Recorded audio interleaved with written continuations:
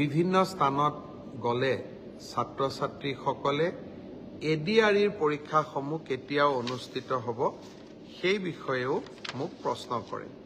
আজি আমি সেই বিষয়েও এখন বৈঠক কৰিছিলোঁ। এডিআৰইৰ আসাম ডিৰেক্ট ৰিক্ৰুটমেণ্ট এক্সামিনেশ্যন, যাক আমি চমুকৈ এডিআৰই বুলি কওঁ, এডিআৰইৰ গ্ৰেড 3 পোষ্টসমূহৰ পৰীক্ষা 15, 22 আৰু 29 ছেপ্টেম্বৰত অনুষ্ঠিত হ'ব। মই আকৌ এবাৰ কৈছোঁ যে গ্ৰেড 3 পোষ্টসমূহৰ বাবে ইণ্টাৰভিউ 15, 22 আৰু 29 ছেপ্টেম্বৰত অনুষ্ঠিত হ'ব। এই পৰীক্ষা এইবাৰ লোকসেৱা আয়োগে পতা পৰীক্ষাৰ আৰ্হিত হ'ব।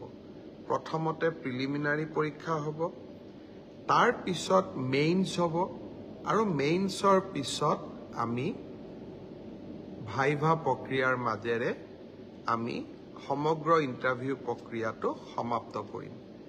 প্ৰিলিমছ এক্সাম তৃতীয় শ্ৰেণীৰ পদসমূহৰ বাবে 15, 22 আৰু 29 ছেপ্টেম্বৰত অনুষ্ঠিত হ'ব। আজি আমি জুলাই মাহত আছোঁ।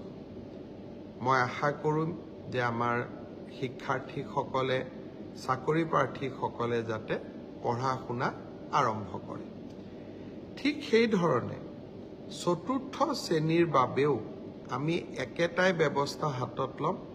প্ৰথমতে প্ৰিলিমছ, তাৰপিছত মেইনছ আৰু তাৰপিছত ভাইভা ভচি।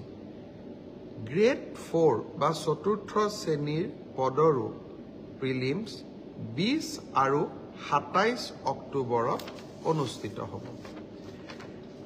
আমাৰ গ্ৰেড 3ত প্ৰায় 7,500 পোষ্ট আছে আৰু গ্ৰেড 4ত প্ৰায় 4,500 বা আৰু অলপ 100-200 বেছি, ইমানখিনি আমাৰ পোষ্ট খালী হৈ আছে। এটা স্বচ্ছ নিযুক্তি প্ৰক্ৰিয়াৰ মাজেৰে আমি এই পদখিনি পূৰণ কৰিম।